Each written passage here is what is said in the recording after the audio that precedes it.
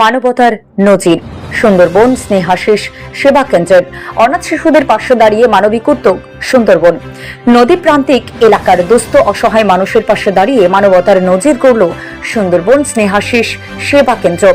বর্ষার মরশুমে ছাতা ও বস্ত্রের অভাবে যাতে শিশুদের সমস্যায় পড়তে না হয় সেই উদ্দেশ্যে নদী প্রান্তিক মধুখালী এপি স্কুলে প্রায় 40 জন অনাথ অসহায় শিশুর হাতে তুলে দেওয়া হয় বর্ষার ছাতা ও বস্ত্র।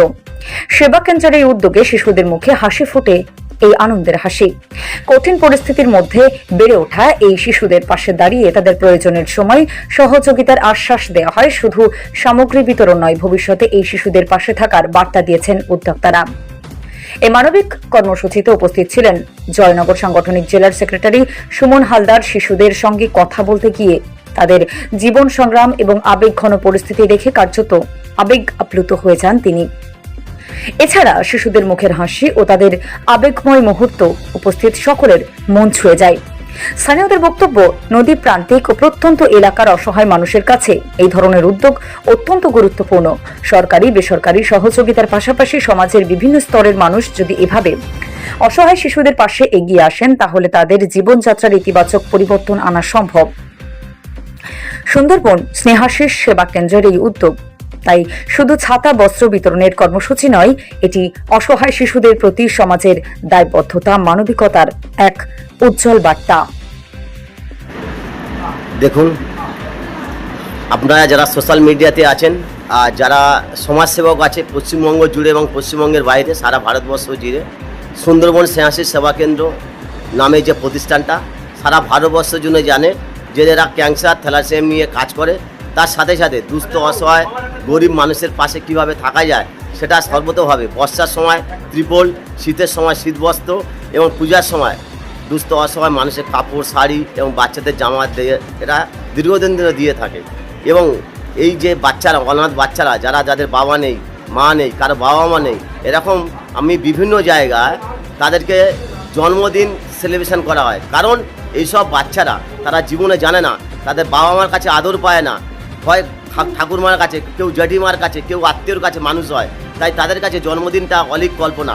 তাই আমি তাদের কাছে সামান্য দিনে একটু আনন্দ ভাগ করে নেওয়ার জন্য এইসব এতিম বাচ্চাদের যাদের বাবা মা নেই তাদেরকে আমরা জন্মদিন পালন করি এবং সেই জন্মদিনে তাদেরকে যেমন বাবা মারা যা উপহার দেওয়া হয় সেই উপহার দেওয়া হয় এবং তাদের কেক কাটানো হয় এবং খাবারের ব্যবস্থা করা হয়। তো দেখুন, আমরা সমাজে পৃথিবীতে এসেছি, আমরা প্রত্যেকে সমাজসেবী, তাই এই পৃথিবীতে কিছু মানুষের কন্ট্রিবিউশন করে যেতে হবে। আজকে দেখছেন যারা এই 50টা বেশি বাচ্চা যে আমরা ছাতা জামা দিলাম, এটা কিন্তু দান না, আমি মনে করি এগুলো আমাদের তাদের উপহার। কারণ এই সব বাচ্চারা এত প্রতিকূলতার পরিস্থিতির মধ্যেও তারা স্কুলে আসছে, পড়াশোনা শিখছে। শিক্ষা হলো সমাজের মেরুদণ্ড, আর এই শিক্ষা একটা সমাজ নতুন সমাজ তৈরি করতে পারে। ভিক্ষাবৃত্তি বা দান দিয়ে কোনোদিন কোনো সমাজ উন্নয়ন হয় না, শুধু সামরিক কিছু আশ্বস্ত করা যায়। কিন্তু যে শিক্ষা তারা এত প্রতিকূল পরিস্থিতির মধ্যে তারা পড়াশোনা করছে, তাই বলছে এরা পড়াশোনা করে কেউ ডাক্তার, ইঞ্জিনিয়ার, কেউ শিক্ষক, কেউ সমাজে বৃহত্তর রাজনীতি বা বিভিন্ন স্তরে তারা কাজ করবে। আমি চাইবো এইসব বাচ্চারা তারা সমাজের মুখ হয়ে এদের মতন যারা ভবিষ্যতে কোনো অনাথ বাচ্চা থাকবে তারা আশা করবো এইসব বাচ্চারা তারাও সমাজের পাশে দাঁড়াবে। আমি সুন্দরবন স্নেহাশিস সেবা কেন্দ্রের প্রতিষ্ঠাতা ধনপতি নস্কর। আনন্দ তো হচ্ছে, কিন্তু আনন্দের সঙ্গে যথেষ্ট আবেগঘন মুহূর্ত এটা। এই যে কচি কাঁচা বাচ্চা, অনেকেরই বাবা নেই, মা নেই, পিতৃমাতৃ হারা সন্তানেরা সমাজের কাছে অবহেলিত এবং লাঞ্ছিত। আমি এদেরকে অনেক অনেক ধন্যবাদ জানাই আজকে আপনার এই চ্যানেলের মাধ্যমে।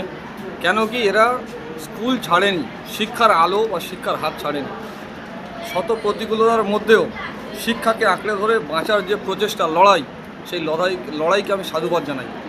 আজকে আমরা স্নেহাশিস সেবা কেন্দ্রের মাধ্যমে জানতে পেরে, সূচনা পেয়ে এদের পাশে দাঁড়িয়েছি, যতটা পেরেছি চেষ্টা করছি পাশে দাঁড়ানোর। আগামী দিনে আমরা এদের পাশে আরও সব সময় থাকবো, এই বার্তা আমরা আজকে এদেরকে দিয়ে গেলাম।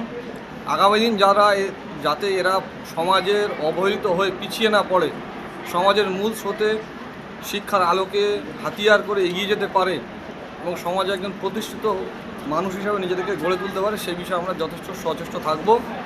রাজনৈতিক কর্মী হিসাবে, সামাজিক কর্মী হিসাবে আমরা এই দায়িত্ব নিজেদের কাঁধে তুলে নেব এবং এদের মতো আরও বিভিন্ন যারা স্কুল ছুট পড়ুয়া আছে শিক্ষার আলো থেকে দূরে, আমরাও চেষ্টা করব তাদেরকে এনে খুঁজে স্কুলের মাধ্যমে শিক্ষার আলোতে আলোকিত করতে।